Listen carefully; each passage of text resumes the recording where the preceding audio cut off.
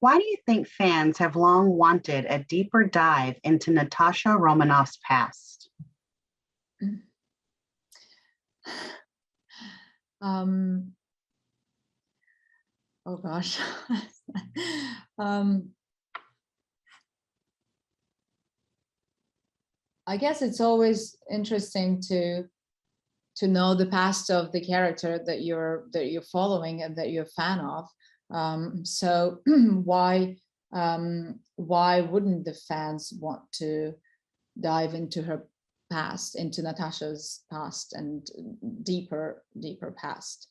I guess it's natural. If you're a fan of a character, you want to know them better, you want to know them deeper, and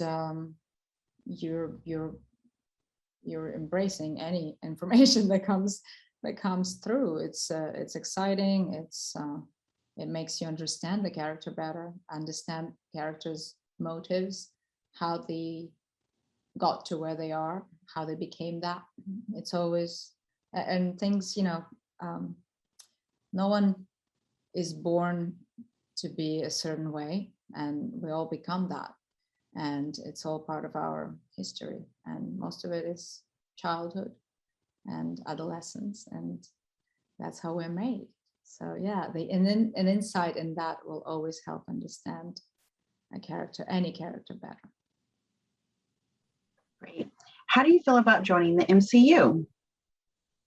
I'm thrilled to have joined the MCU. I'm a fan of these movies. It's exciting to be part of it, and I love, the character I got to play is such a badass, and at the same time so with so much soul and so damaged. It's just it's cool to portray that, and the strength and the skills that the character has is, for me as a woman, is very empowering to play that character. How would you describe Taskmaster before we know the whole story? Before we know the whole story. Taskmaster is this seemingly cold-blooded killing machine. It's a very skillful fighter. It's a weapon of war. There's nothing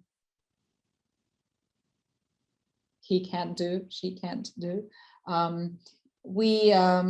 We could imagine anything behind that armor and that mask. It could be a beast. We don't know. And that is the surface of the character. Excellent machine with excellent skills.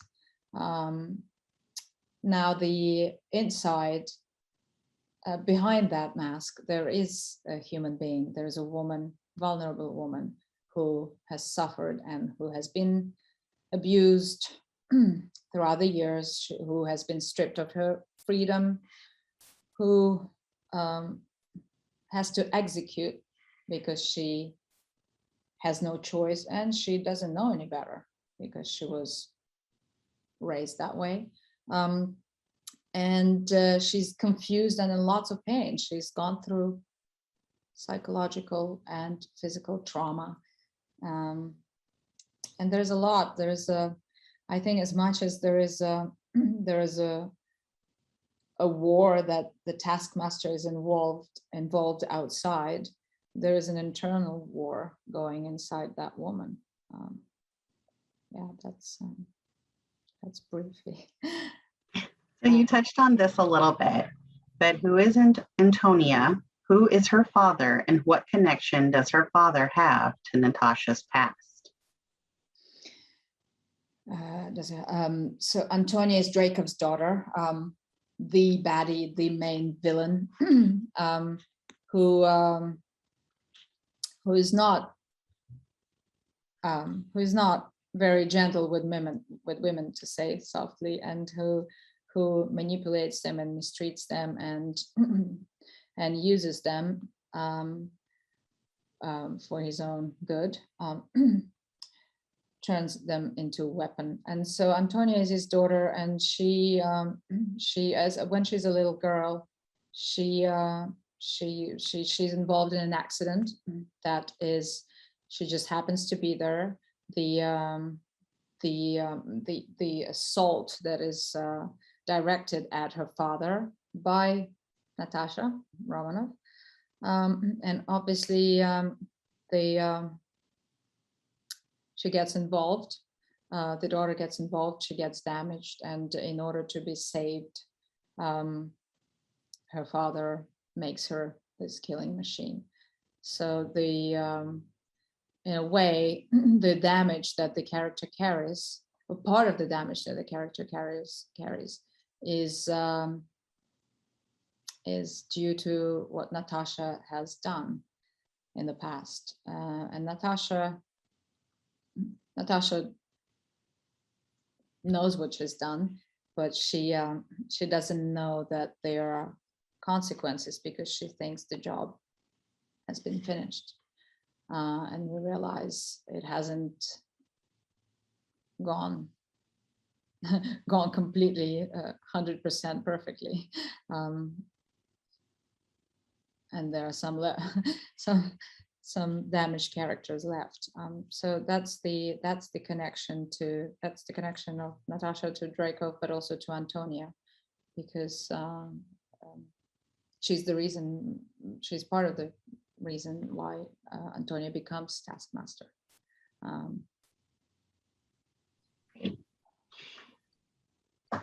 Can you answer this? When did we first hear Antonia's name within the MCU, and who said it? So yeah, the first time Antonia is mentioned is Loki, who mentions her in the Avengers when he refers to Natasha's sketchy past. Great. You are the spoiler in this film. How did you keep that secret for not just one campaign leading up to release, but several?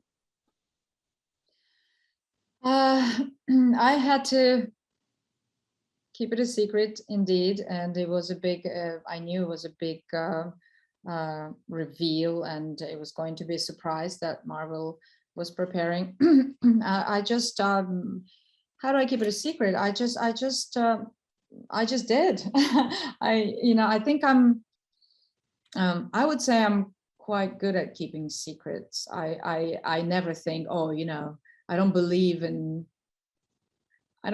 like people can keep secrets. So that part of where you think, I'll just tell one person and ask them not to repeat, is not my thing, because I know people do repeat.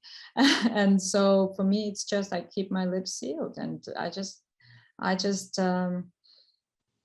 it's like in my mind, I've done it and I had to forget about it, and I didn't think about it. Whenever it was mentioned, I would just pretend like I've heard of the movie, but nothing else I can say or add, and that's it. It's not difficult for me. I don't have this urge to say, and did you know, I'm part. I don't really. I'm pretty chilled. It's like whatever. My mom didn't know. She only found out like 2 days ago. It's if things have to be done, they have to be done, and that's what I do. I just roll with it. It's great. What was the dynamic on set with director Kate Shortland and the cast and crew? So on set, Kate obviously directed this film, and it was really nice to have.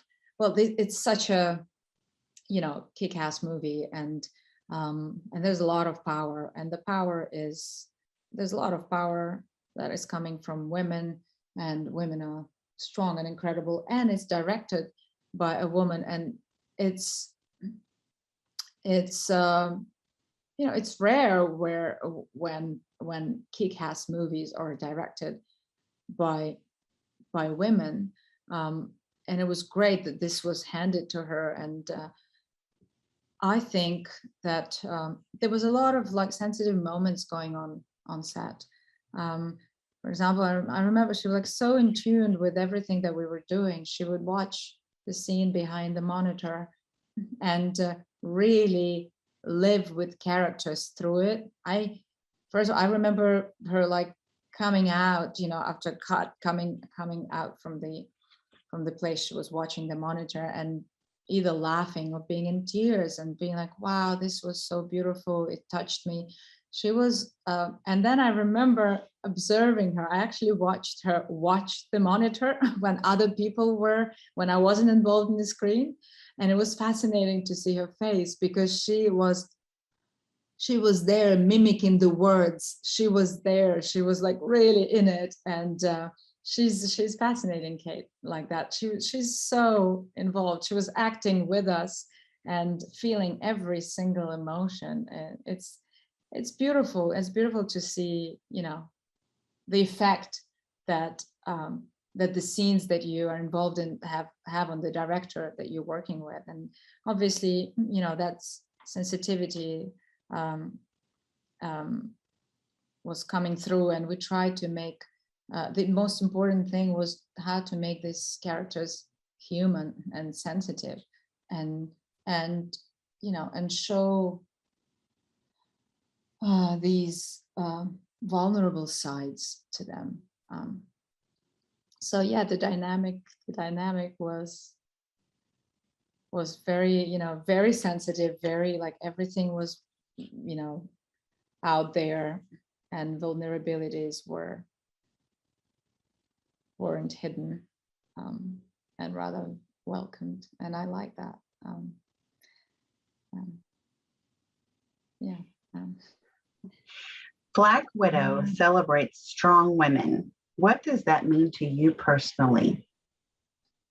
I think it's very important to have movies like that, especially nowadays. It's very empowering to watch those types of movies. For me, it was empowering.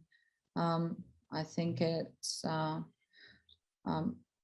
has lots of messages, that film, and it sends different messages, as well as the insight in how women can be manipulated and how they can suffer, and how they can be stripped of their freedom.